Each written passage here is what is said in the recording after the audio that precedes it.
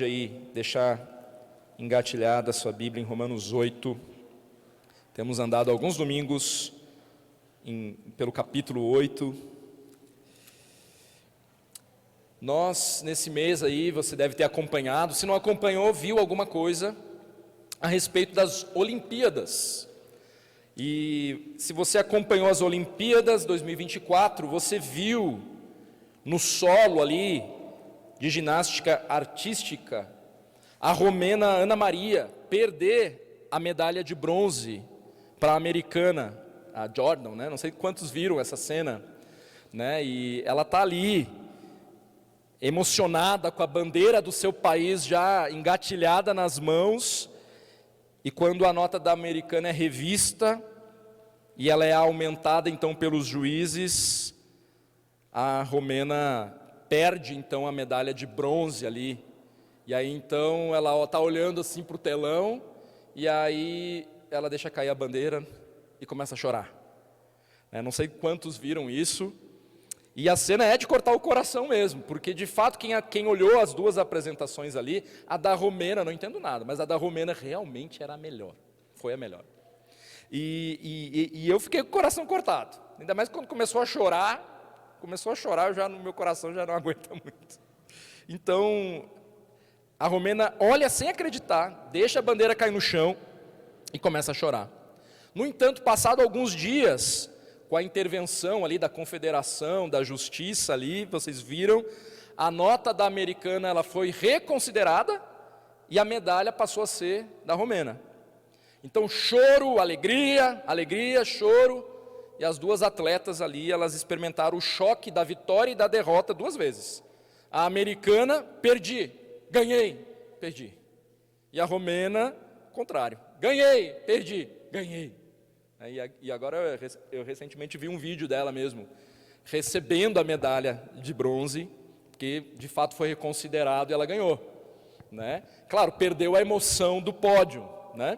Mas ela estava ali e, pelo jeito, os americanos que estavam correndo atrás do recurso, perderam, porque ela recebeu agora a medalha de bronze. Olimpíadas é emoção pura mesmo, eu gosto de Olimpíadas.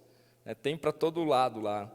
E os atletas, eles treinam de uma forma intensa e regrada para isso. Eles abrem mão de quase tudo para atingir o máximo ali do seu potencial, da sua própria capacidade, e nós ficamos torcendo.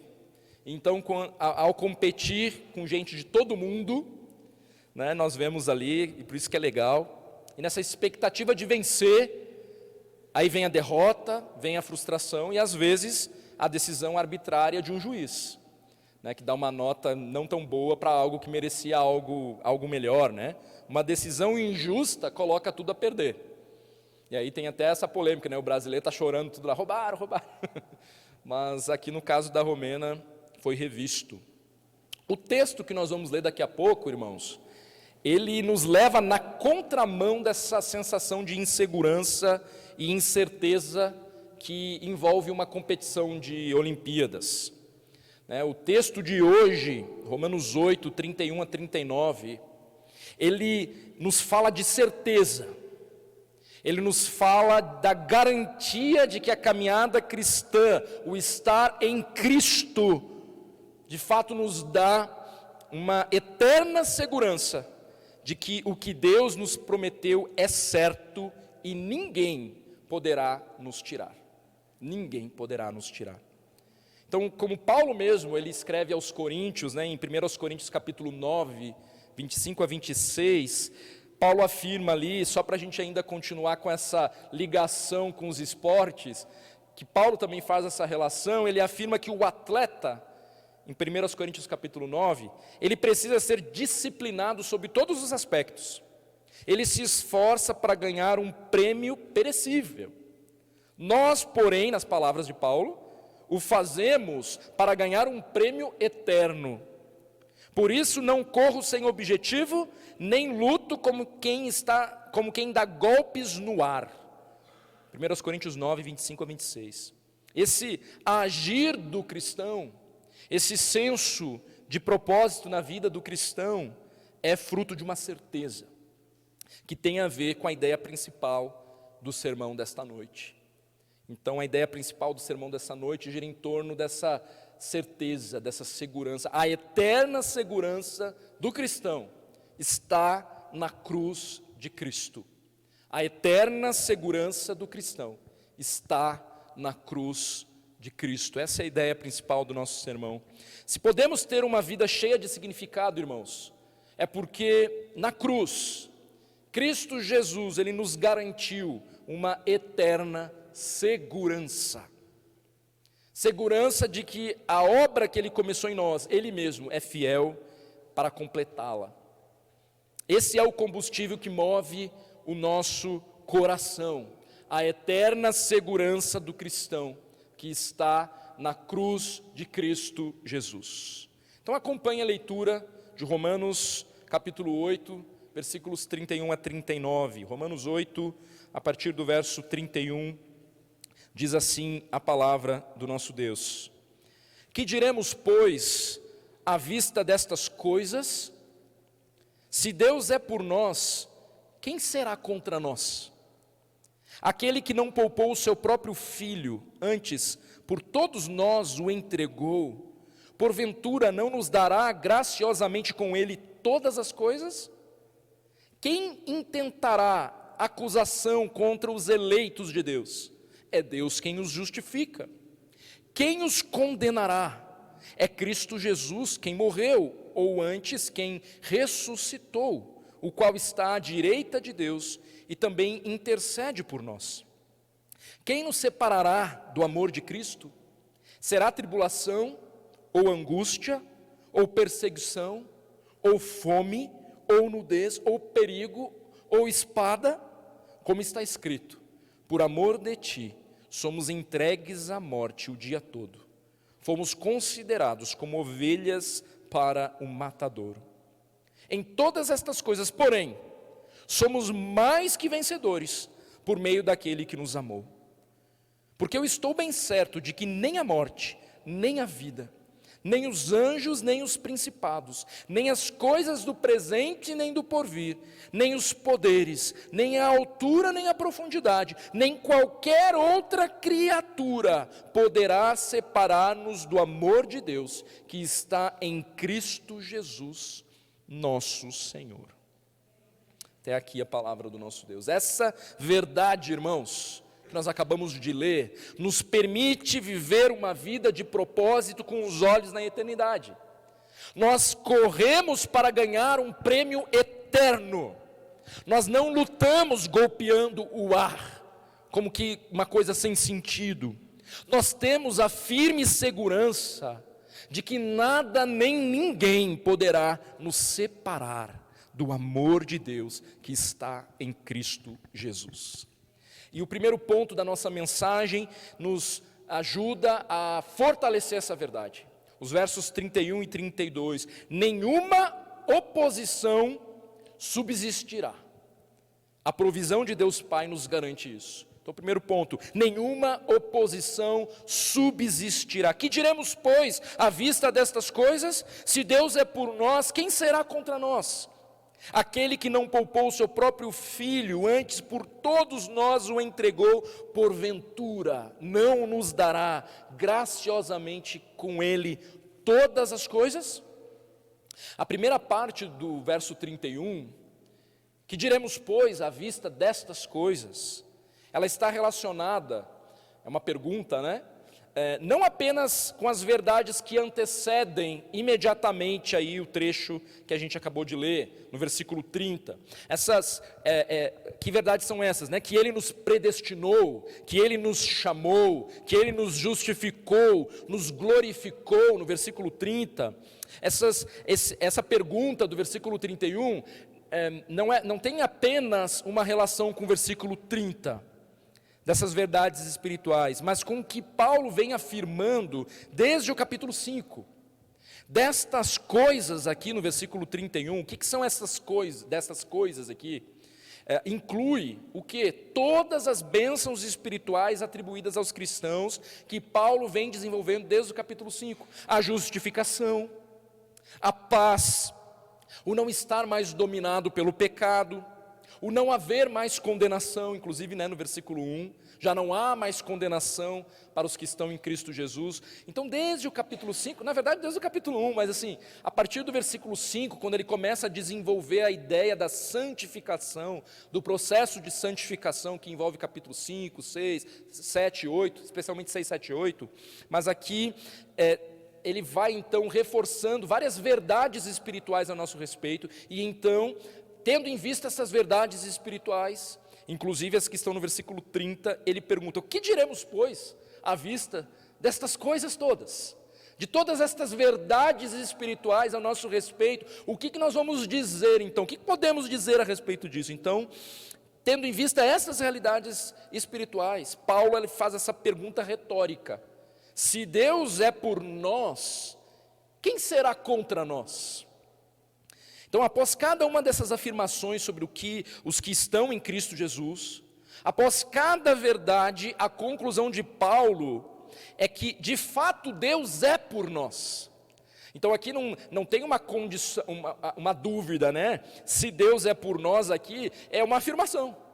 Tendo em vista todas essas verdades espirituais, já que Deus é por nós, então ele é uma afirmação. Então, se Deus é por nós e nós temos isso por certo, tendo em vista as realidades espirituais, quem será contra nós?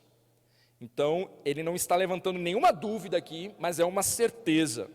Já que Deus é por nós, já que Deus, tendo em vista que Deus está ao nosso lado, agindo por nós, eu pergunto: quem será contra nós? E a resposta a essa pergunta retórica é: ninguém. Quem será contra nós? Ninguém. Mas é ninguém, não no sentido de que não haverá nenhuma oposição a nós.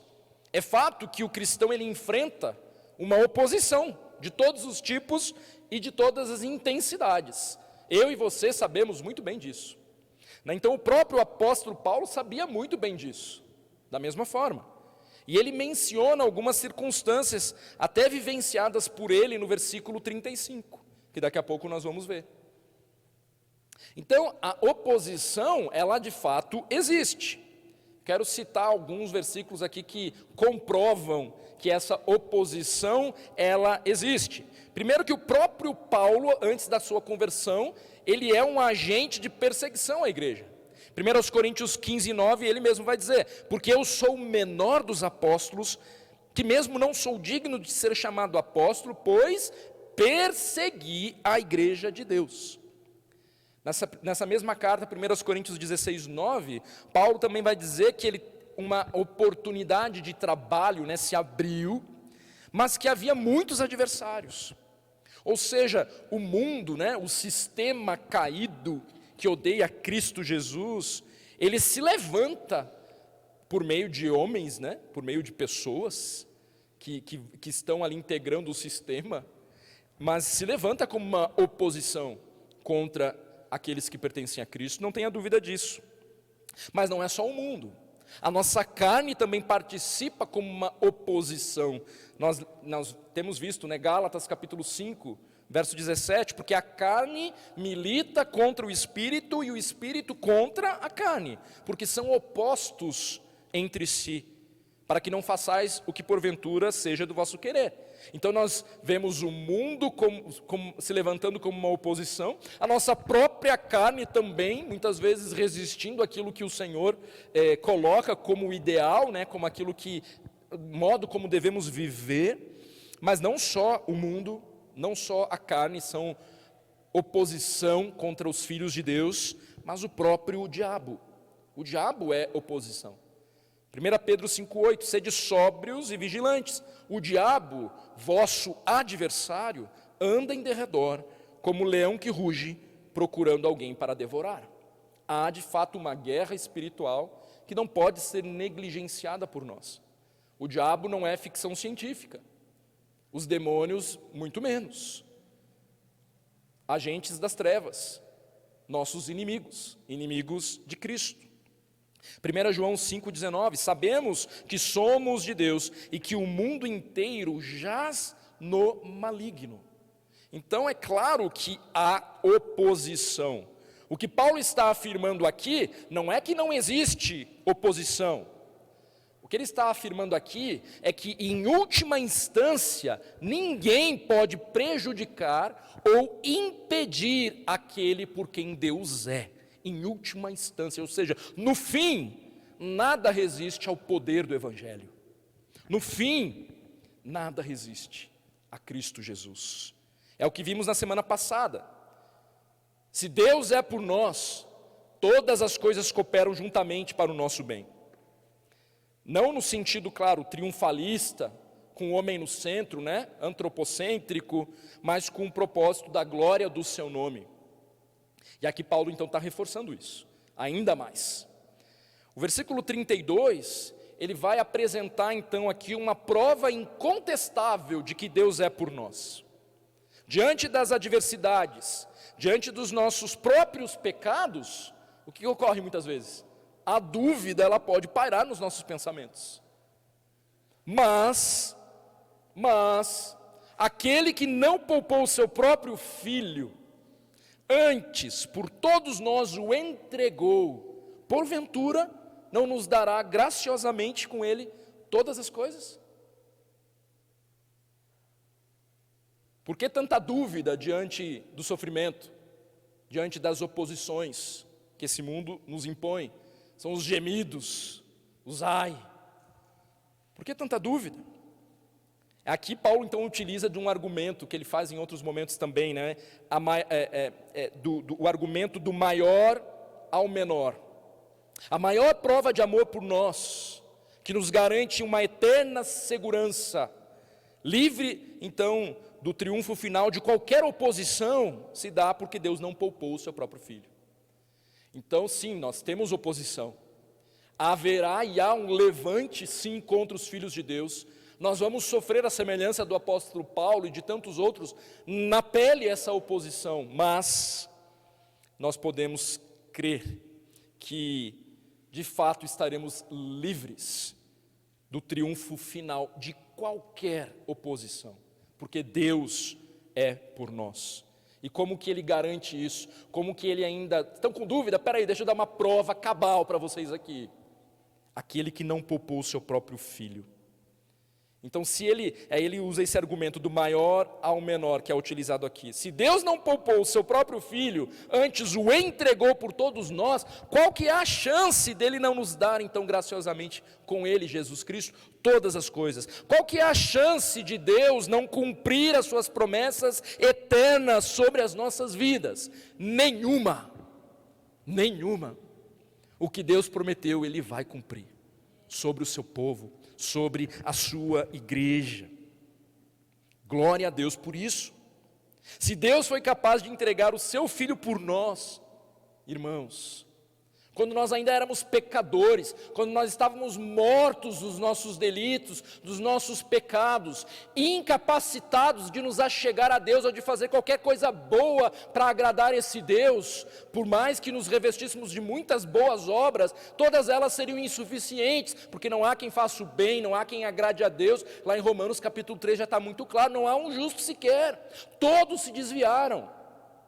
É por isso que, se não fosse a intervenção de Deus, antes da fundação do mundo, de ter deliberado ali a sua graça sobre nós, pecadores imundos, que merecíamos o inferno, e se Deus mandasse todo mundo para o inferno, Ele não deixaria de ser o Deus todo amoroso que Ele é, porque quando Ele manda o homem para o inferno, Ele está sendo justo diante do pecado. A sua graça se manifesta porque, apesar de todos nós aqui merecermos o inferno, Ele um dia, antes da fundação do mundo, porque é o que Efésios capítulo 2 diz, é o que Paulo fala aqui, e a menos que você arranque essas páginas da Bíblia, não tem como. É Deus que toma a iniciativa de nos alcançar, por pura graça e por pura misericórdia. Porque se Ele não fizesse isso, eu e você permaneceríamos mortos nos nossos delitos e nos nossos pecados, sem esperança alguma.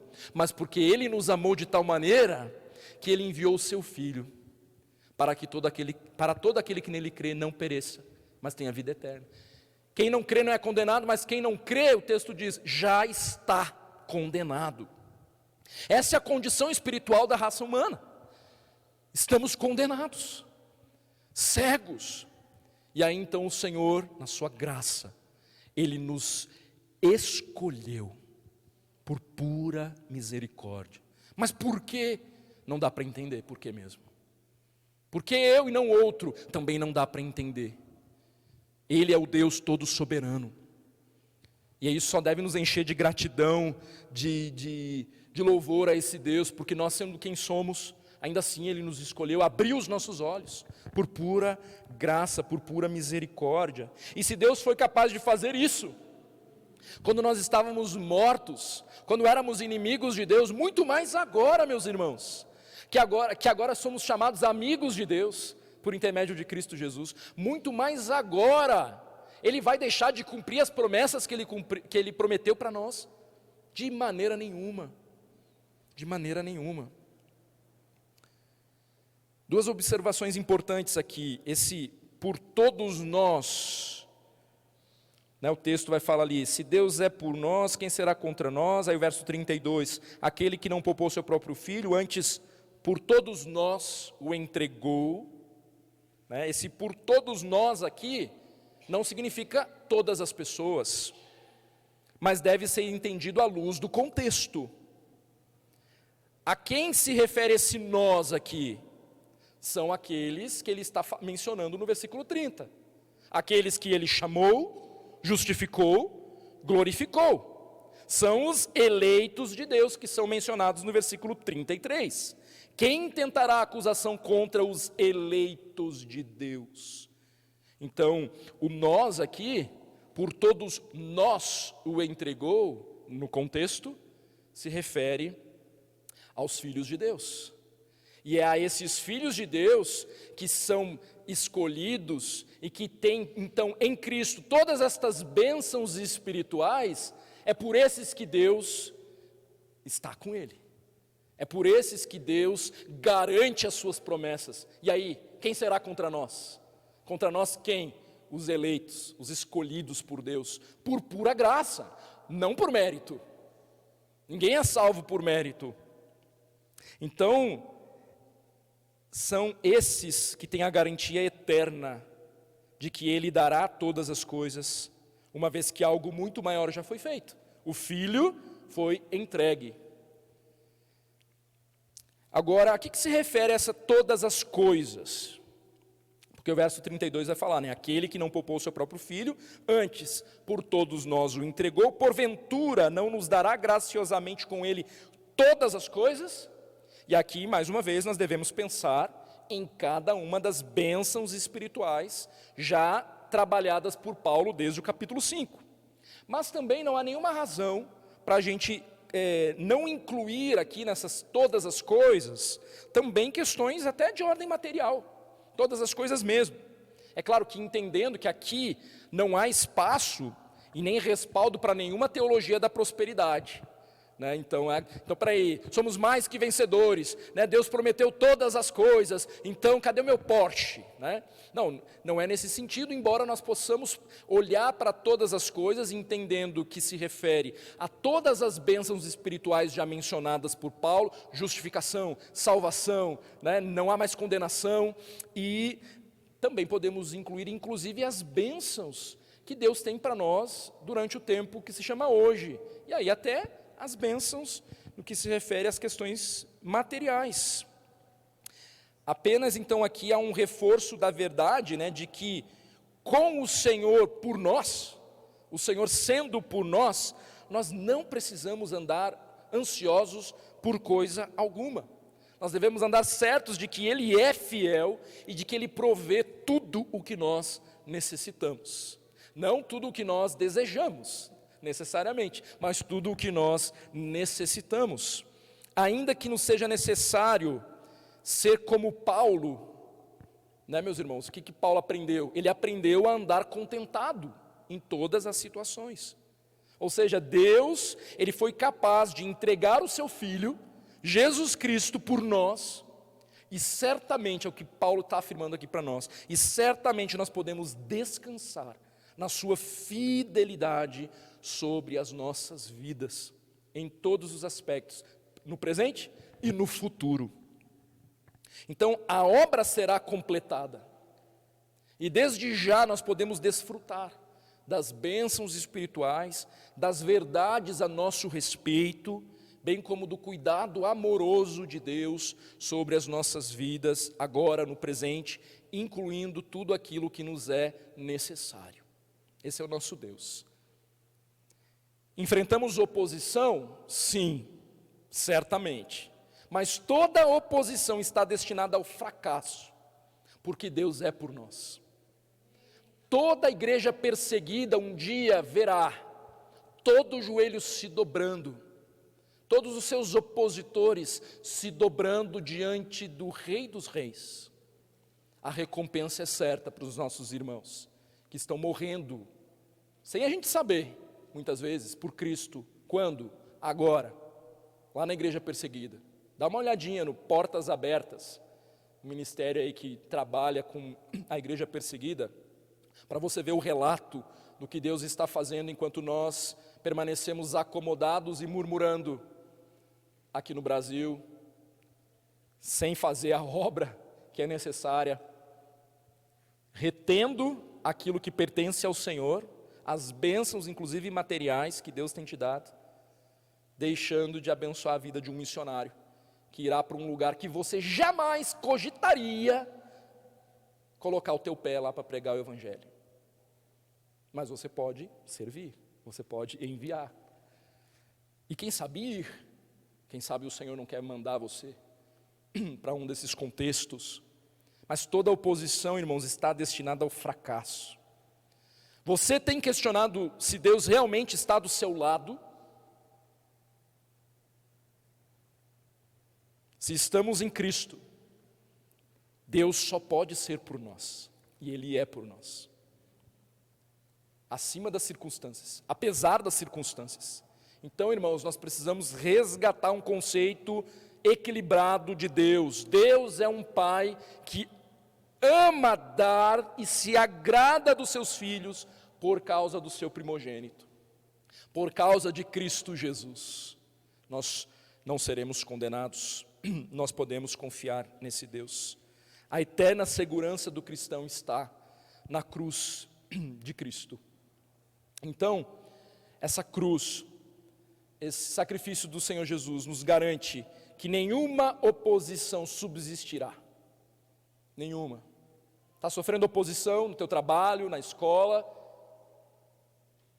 o Senhor Jesus venceu.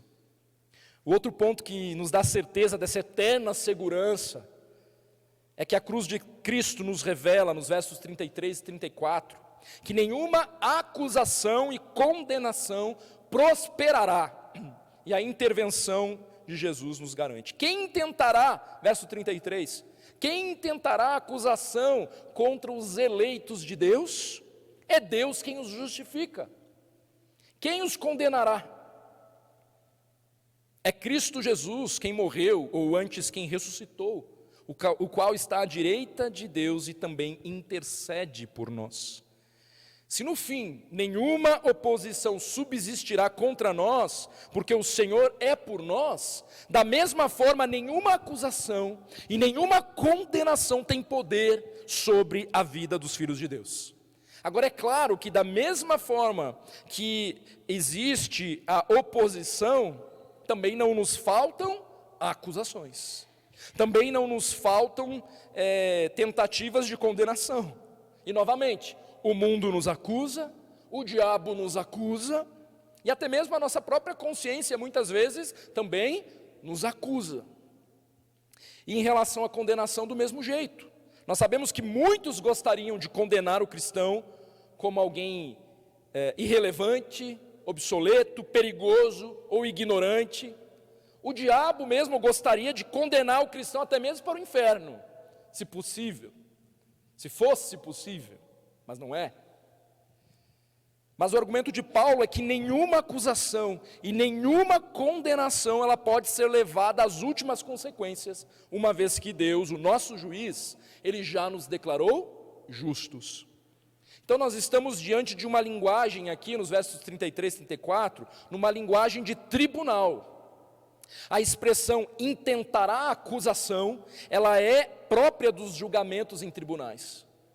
E então a pergunta, quem tentará acusação contra os eleitos de Deus? Ela é respondida prontamente com um termo aqui forense, né? Com um tema dessa área. É Deus quem os justifica, ou seja, quem os condenará? É Deus quem os justifica. Em Cristo, Deus nos declarou justificados. Assim, os que estão em Cristo jamais serão condenados, jamais. Uma vez que Cristo Jesus, o nosso advogado, ele morreu pelos nossos pecados, mas não só isso, ele ressuscitou, e ele está à direita de Deus, e ele também, não só isso, ele intercede por nós, meus irmãos. O nosso Senhor Jesus Cristo intercede por nós. Fato é que não nos faltam acusadores.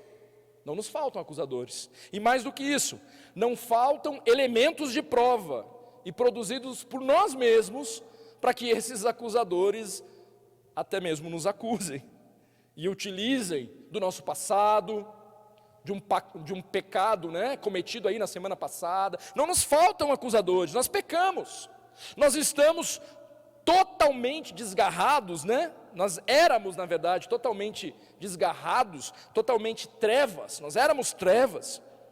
Então, contra cada um de nós, é possível encontrar muito material. Nós éramos trevas. Imagina se não tem um dossiê ao nosso respeito, para o nosso adversário, inimigo das nossas almas, inimigo de Cristo, nos acusar diariamente. Há ou não há? Há.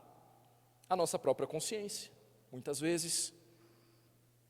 Às vezes está na boca até de um irmão, que na sua imaturidade, ao invés de resolver as coisas da maneira correta, acaba sendo um instrumento meio estranho, porque confrontar pecado deve ser feito da maneira correta, não a semelhança da acusação e da condenação com que o próprio Satanás usaria disso. Mas é claro que nós devemos exortar, ensinar, instruir, corrigir, não vamos confundir as coisas. Isso não é acusar, né? A gente às vezes vai para esse extremo, quem sou eu?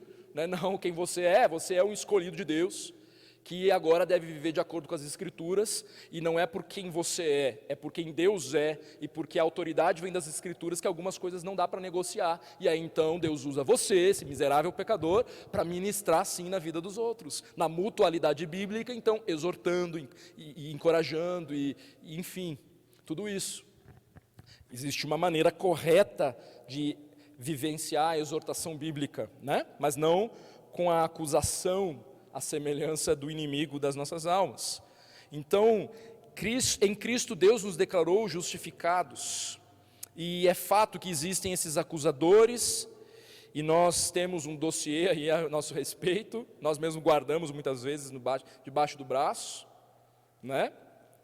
Mas por que nenhuma das acusações tem condições de prosperar contra as nossas vidas? Porque a gente não vai ter como evitar muitas vezes a acusação, né? Mas por que elas não irão prosperar? Por que no fim das contas ninguém poderá nos condenar? Por quê, irmãos? Porque Deus nos escolheu. Exclusivamente por isso. Nós somos os eleitos de Deus. O texto está dizendo aqui. Quem tentará acusação contra os eleitos de Deus? É Deus quem os justifica. Então, como eleitos de Deus, ou seja, como filhos de Deus, nós somos justificados em Cristo Jesus.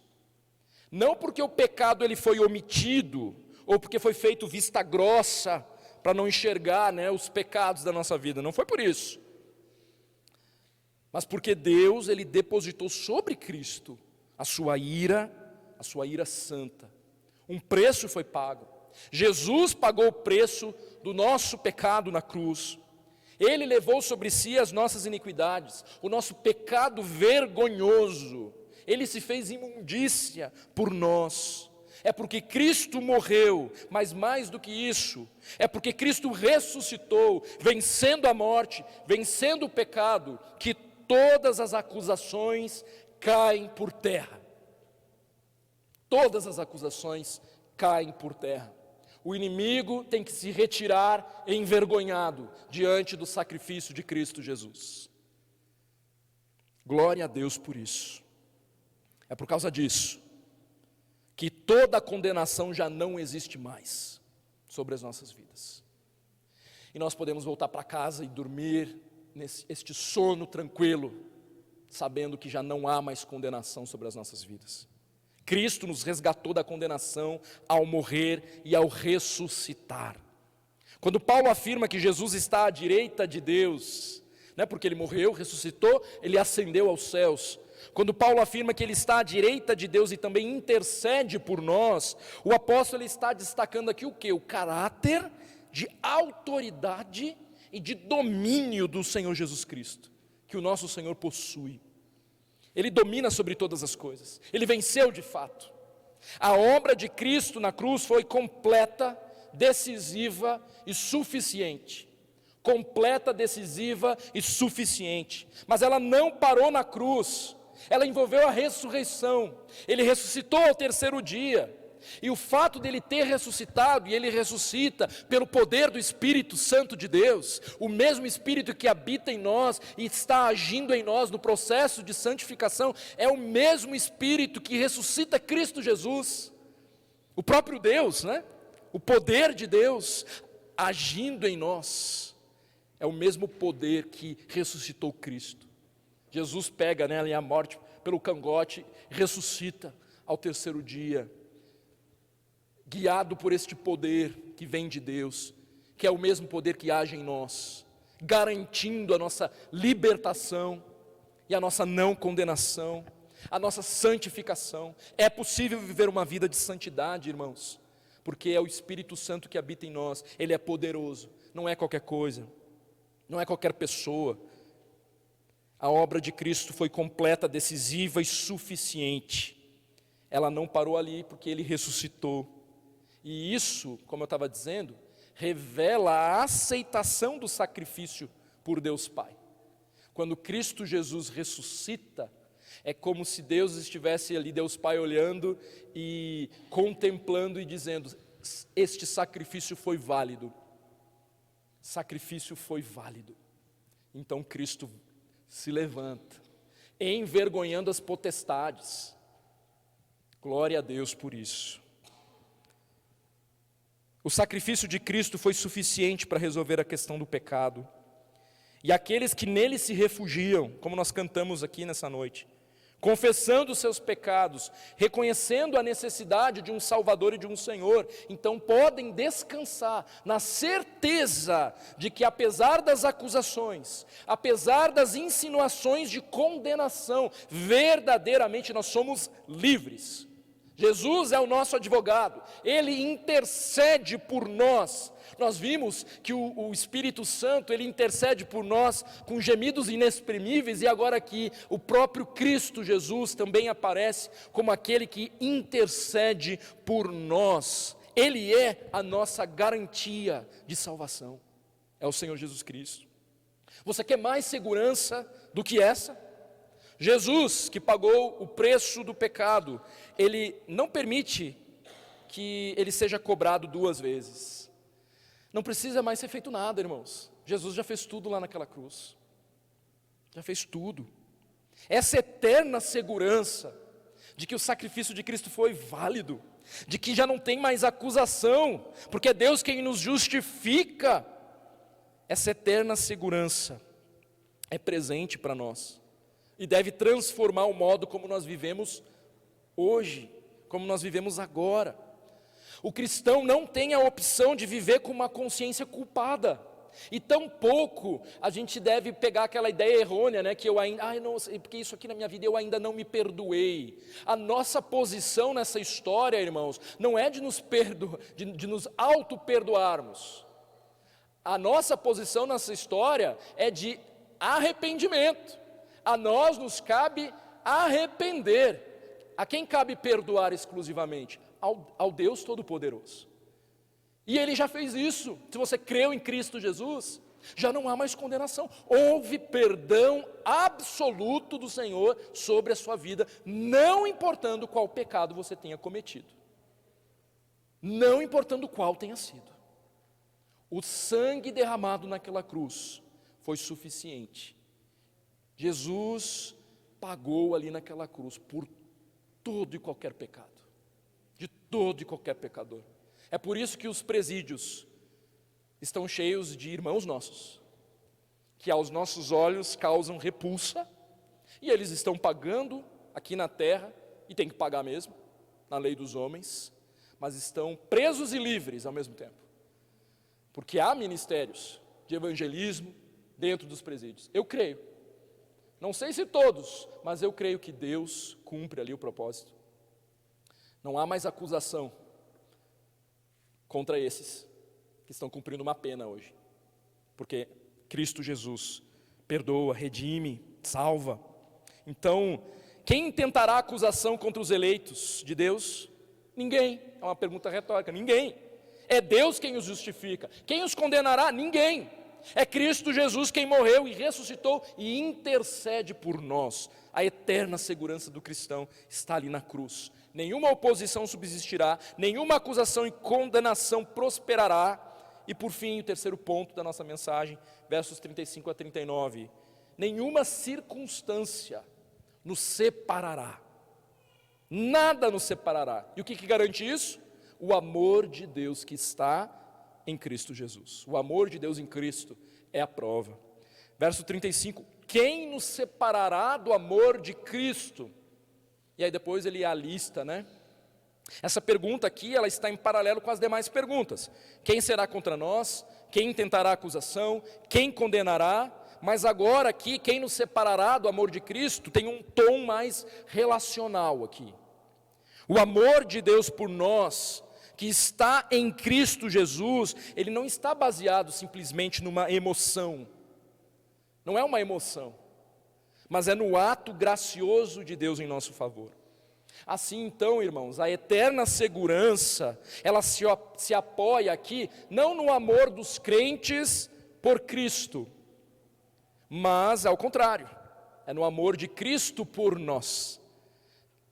Então, nós somos inconstantes, nós somos guiados muitas vezes pelas nossas emoções, diante das adversidades, inclusive, do sofrimento, eu e você, nós somos tentados a pensar que nós fomos separados do amor de Deus, até diante de um pecado. É claro que o pecado, ele gera atritos, né? Sem sombra de dúvidas, né? Já não há condenação, mas o Senhor requer de nós ainda a confissão dos nossos pecados, né? E Ele é fiel e justo para nos perdoar. Então, aqui esse amor de Cristo do qual nós não seremos separados, é o amor dele por nós, que está em ênfase aqui. Então, porque nós somos inconstantes e somos tentados a pensar que diante da tribulação, da angústia, da perseguição, da fome, da nudez, do perigo, da espada, morte e vida, né? Então, todos esses que estão alistados aqui por Paulo, né, que ele vai dizendo, nada disso pode me separar, a gente é tentado a pensar que, diante disso tudo, no fim, a gente vai ser separado. Isso nos causa um afastamento desse Deus. Mas Paulo mesmo, ele fala disso, não como quem não tem experiência. Aqui ele está listando, inclusive no versículo 35, uma série de coisas que ele mesmo sofreu na própria pele. Eu quero convidar você a abrir rapidamente a sua Bíblia ali na carta de Paulo aos 2 Coríntios. 2 Coríntios capítulo 11. 2 Coríntios capítulo 11. Paulo, ele relata aqui os sofrimentos que ele enfrentou por amor do Evangelho. E o que ele diz ali? 2 Coríntios capítulo 11, a partir do versículo 23, parte B aí do 23, 2 Coríntios 11, 23, segunda carta aos Coríntios 11, 23. São ministros de Cristo? Eu ainda mais. Em trabalhos, em trabalhos muito mais em prisões, em açoites sem medida, em perigos de morte, muitas vezes. 5 vezes recebi dos judeus uma quarentena de açoites, menos um. Fui 3 vezes fustigado com varas, 1 vez apedrejado, em naufrágio 3 vezes. Uma noite e um dia passei na voragem do mar. em jornadas muitas vezes, em perigos de rios, em perigos de salteadores, em perigos entre patrícios, em perigos entre gentios, em perigos na cidade, em perigos no deserto, em perigos no mar, em perigos entre falsos irmãos, em trabalhos e fadigas, em vigílias, muitas vezes em fome e sede, em jejuns, muitas vezes em frio e nudez. Além das coisas exteriores, há o que pesa sobre mim diariamente, a preocupação com todas as igrejas. Quem enfraquece, que também eu não enfraqueça? Quem se escandaliza, que eu não me inflame?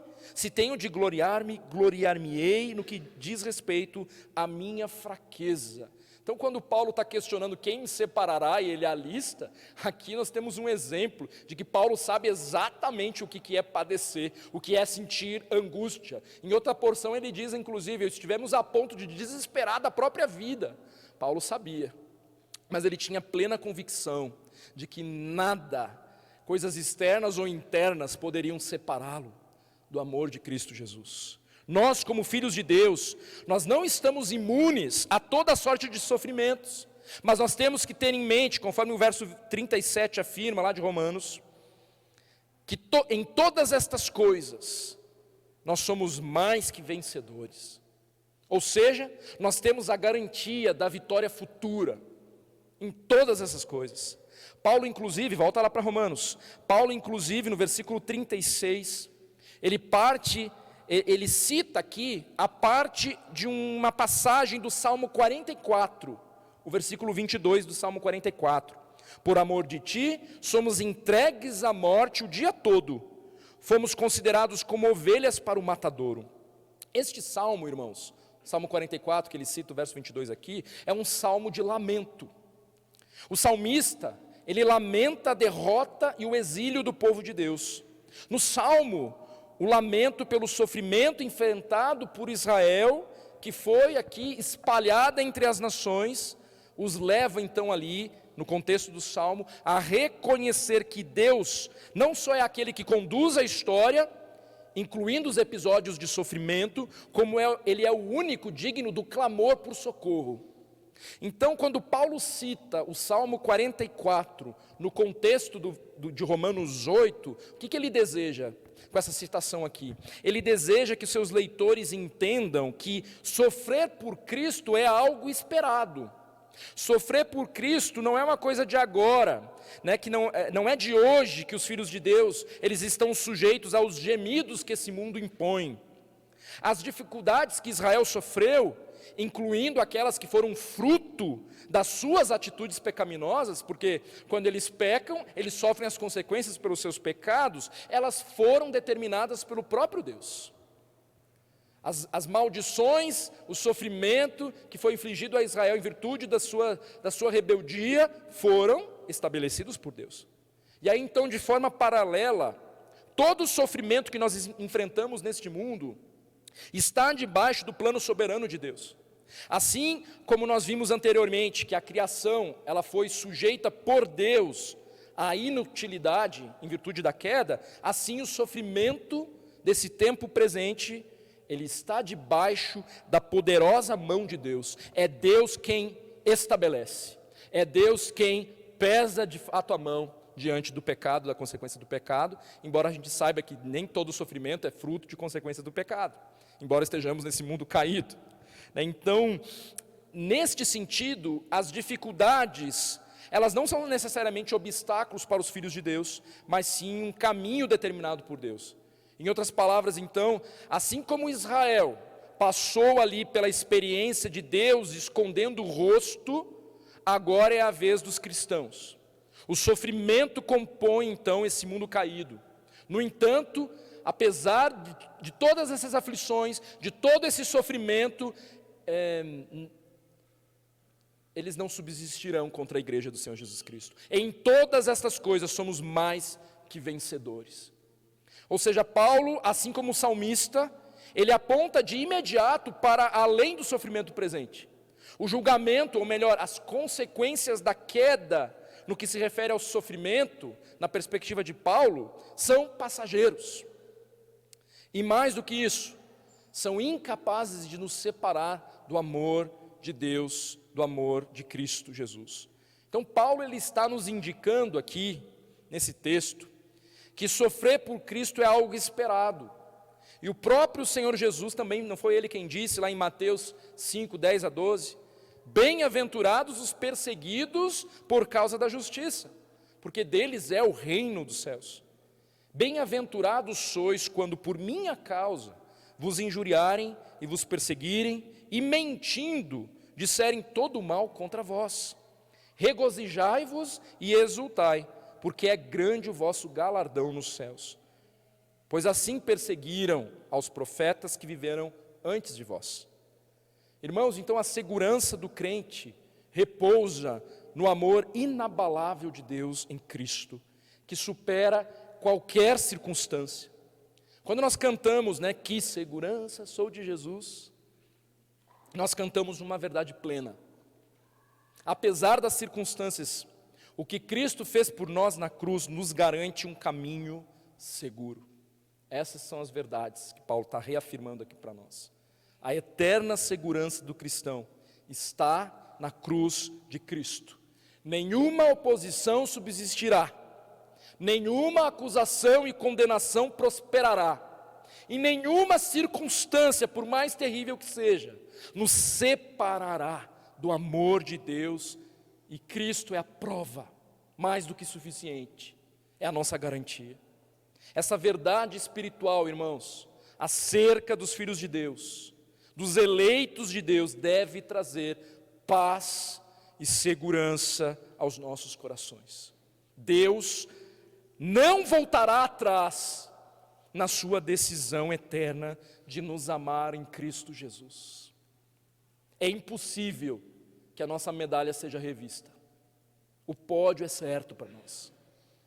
Não vai ter espera aí, vamos recontar aqui. Não, baixa 100 pontos, perdeu. Não há possibilidade de nós perdermos a medalha que Cristo Jesus já ganhou por nós naquela cruz. Nada nem ninguém vai nos separar do amor de Cristo. E essa é a certeza. É por isso que nós nos tornamos mais do que vencedores, porque quem venceu em nosso lugar foi Cristo Jesus, o Deus encarnado. A Ele toda a honra e toda a glória. Ele é digno da nossa total confiança. Vamos orar? Baixe sua cabeça, feche seus olhos.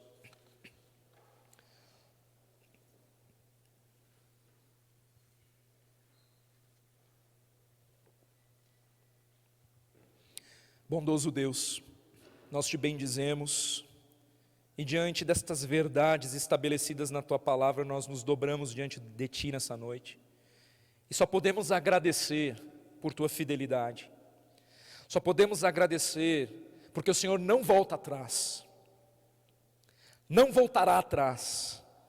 O que o Senhor fez é garantia, é certeza, é constante. E na verdade, antes da fundação deste mundo, o Senhor já tinha o intento de se revelar a nós desta maneira, como um Deus gracioso, cheio de misericórdia, e nós te louvamos por isso. Obrigado, Senhor, porque daquilo pelo qual nós nos envergonhamos hoje, das nossas práticas repugnantes do passado, o Senhor nos alcançou.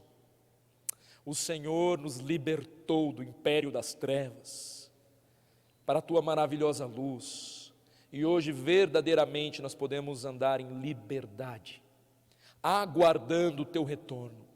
E se pecamos, ó Deus, certamente é pela dureza do nosso coração, mas clamamos ao Senhor, por favor, Senhor, endireita os nossos caminhos, nos faça compreender quem de fato o Senhor é a cada dia, diante desta garantia que temos, da certeza de que não seremos rejeitados. Enche o nosso coração de temor, para Te buscarmos ainda mais, para Te rendermos as nossas vidas ainda mais. Por favor, Senhor, que a nossa vida seja uma expressão do Teu poder. Queremos realmente, ansiamos pelo teu retorno. Maranata, ora vem, Senhor Jesus. Obrigado pelas tuas promessas. Ó Senhor, repreenda Satanás com suas artimanhas, com suas acusações e suas mentiras contra o teu povo. Nós pertencemos a ti e queremos viver de acordo com os teus preceitos, de acordo com quem o Senhor diz que nós somos, e nós somos os teus filhos. Quem intentará acusação contra nós? Quem intentará, quem ousará nos acusar? Quem será contra nós? Quem nos condenará? Quem nos separará do teu amor? Ninguém. Pura graça, pura misericórdia. Obrigado, Senhor. Possamos levantar daqui essa noite com coração grato, com coração cheio de júbilo por quem o Senhor é, pela tua obra maravilhosa sobre as nossas vidas, e que possamos falar deste amor para todos que nos cercam. Alguns no leito de morte não tiveram oportunidade, como a irmã do pastor Sidney. Ó Deus, mas tantos aqui andando em volta da gente o tempo inteiro, cheios de vida, ainda mortos. Nos ajude, Deus, a te obedecer, proclamar o teu evangelho. Nós não sabemos, mas o nosso dever é proclamar o teu evangelho a toda criatura. Então, Deus, que possamos ser encontrados por ti em obediência, para que outros possam desfrutar desta paz que excede todo entendimento que nós podemos desfrutar. Obrigado, Senhor. Louvado seja o teu nome. Nós oramos pelo nome santo de Jesus Cristo. Amém e amém.